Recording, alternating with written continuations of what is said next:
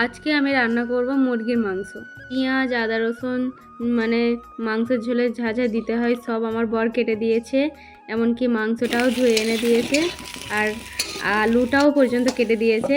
আমি আলুটাও ভেজে নিয়েছি লাল লাল করে, আর এদিকে তেল গরম করে আমি পেঁয়াজ কুচিগুলো ছেড়ে দিয়েছি।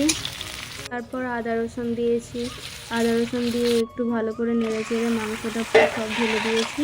আচ্ছা, তোমরা কি মুরগির ছাল, ঠ্যাং, গিলে মেটে এইসব খেয়েছো? আলাদাভাবে বিক্রি হয়, এগুলো তো আমার অনেক সুন্দর লাগে। মুরগির ঠ্যাং, ছাল এগুলো আমার অনেক প্রিয়। আচ্ছা, কে কে মুরগির মাংস খেতে ভালোবাসো বলো তো, আর কে কে মুরগির ছাল, ঠ্যাং, গিলে মেটে খেতে ভালোবাসো কমেন্টে বলবে অবশ্যই।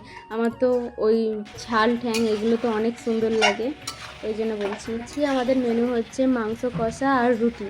কে কে রুটি আর মাংস কষা খেতে ভালোবাসো কমেন্টে বলবে। আমি তো রুটি একদমই পছন্দ করি না, ওই জন্য প্রত্যেক দিন রাতের বেলা আমি পুষ্টি ভাত খাই, মানে পান্তা। আর রুটি তো একদমই ছুঁই না।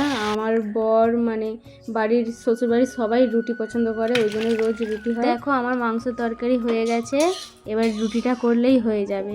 তো টাটা সবাইকে।